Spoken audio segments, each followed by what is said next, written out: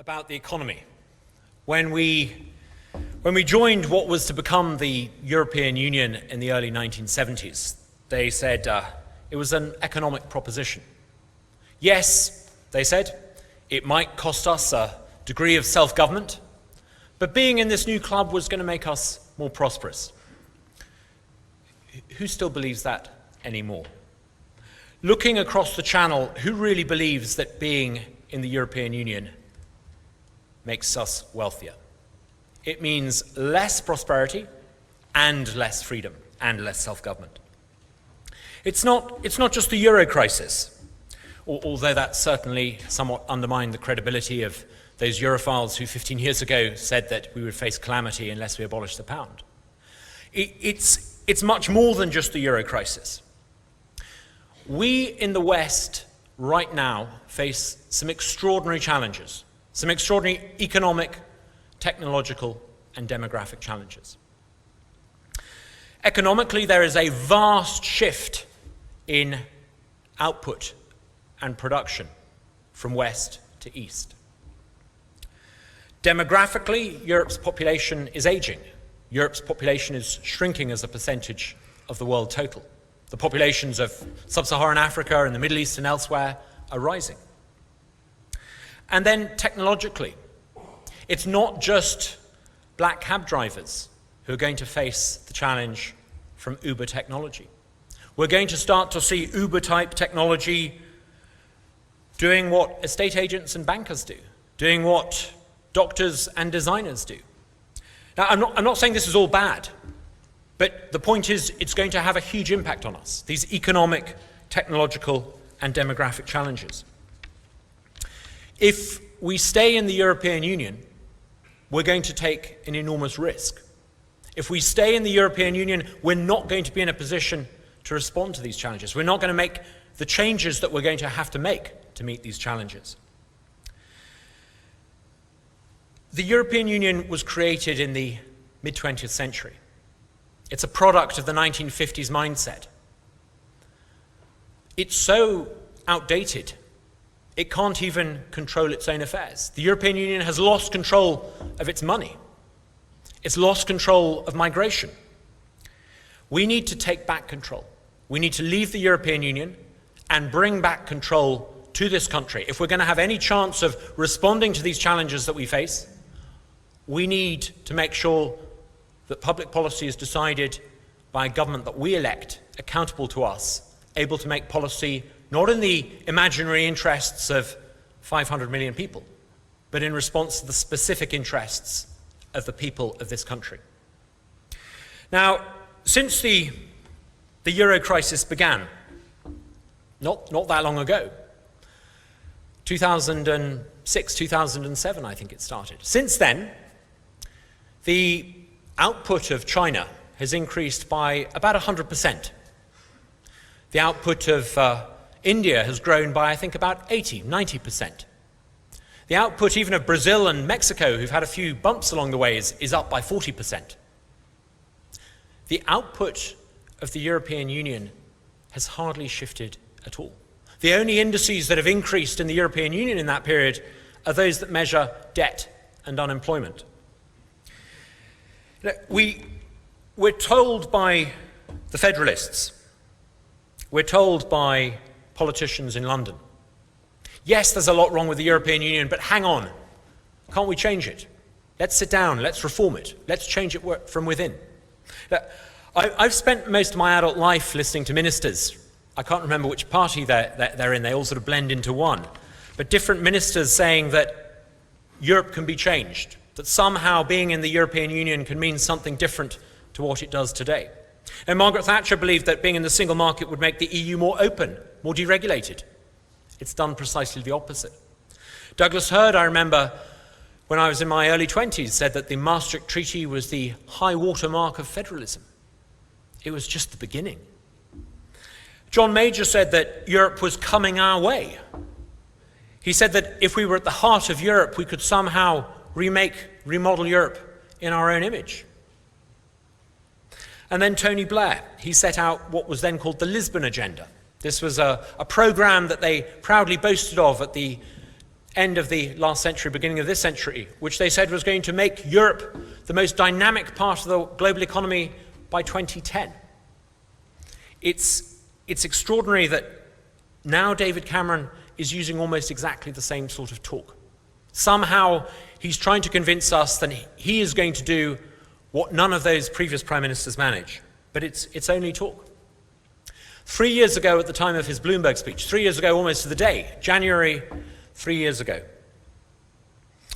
he outlined what he said, using high-flown language, was going to be fundamental change. He said that there was going to be radical action to make Europe more competitive, radical change so that we would repatriate control over crime and justice and social and employment law.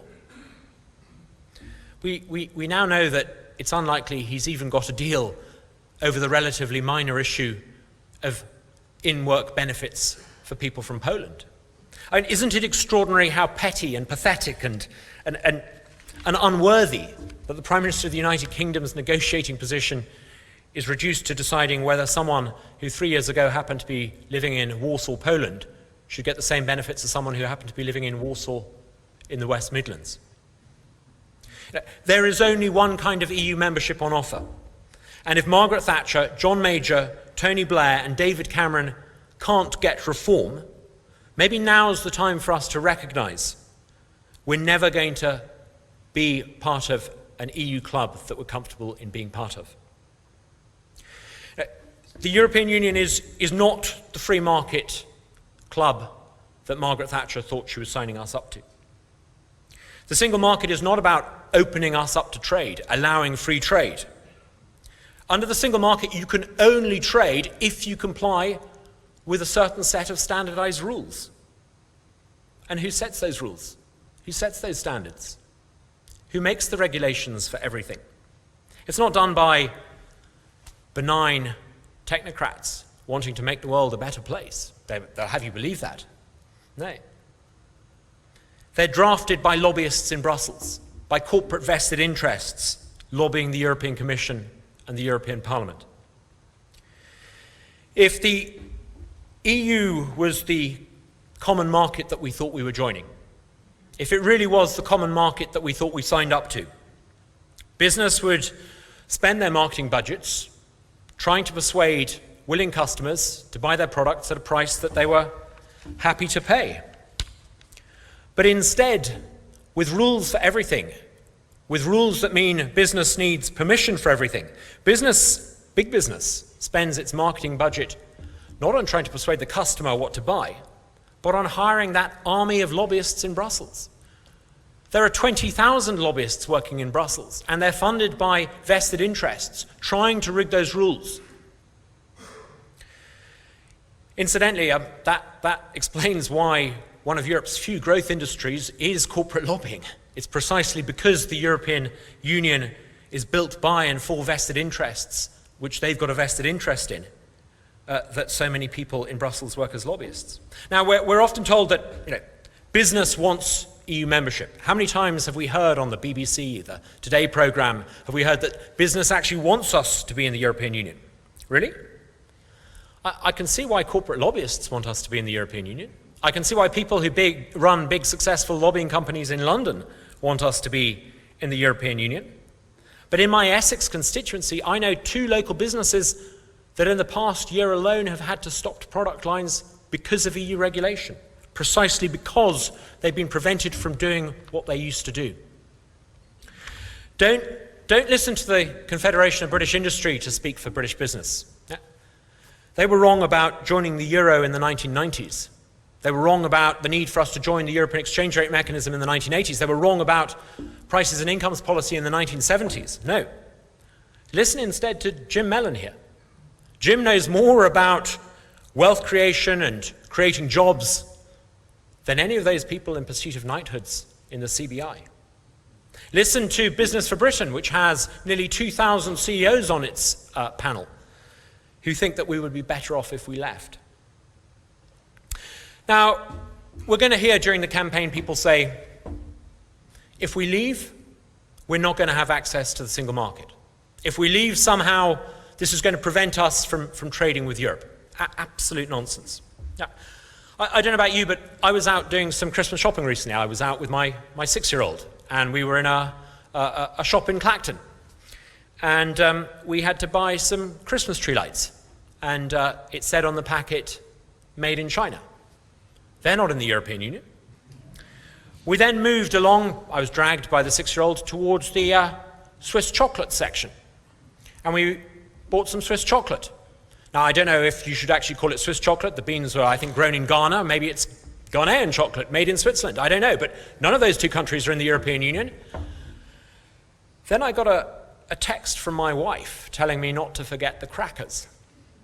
A text on an iPhone that was built using American design. They're not in the European Union. On a gadget that was full of South Korean chips. They're not in the European Union. And she said, don't forget to get a bottle of wine on the way home. I leave it to you to decide whether we got the Australian or the French wine. But the point is, it's perfectly possible to trade with the European Union without being governed by the European Union. Don't take Carswell family trips to the shop in Clacton as evidence of this. Look at the hard facts. This country is Germany's largest single export market. Germany is not going to want to stop people buying their wonderful cars and their wonderful products once we've left.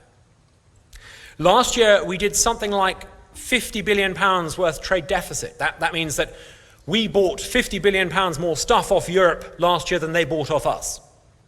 Can you seriously imagine that the European Union is going to want to erect trade barriers to restrict cross-channel trade from which they're the principal beneficiaries? Of course they're not. If South Korea can have a free trade agreement with the European Union, I think the 5th largest economy in the world is going to be able to have a free trade agreement with the European Union once we're out. Now, once we've left the European Union, yes, we may well have to comply with single market regulations when we sell. But that's what everyone has to do. When you sell to a country, you have to comply with local regulations. That's what the people who made the Christmas crackers and the Christmas tree lights have to do. There's nothing unusual about that. But if we leave the European Union, we gain something quite remarkable. Let me put it like this. Imagine that this is 100% of the UK economy. The gap between my hands is 100% of everything that we make in this country this year.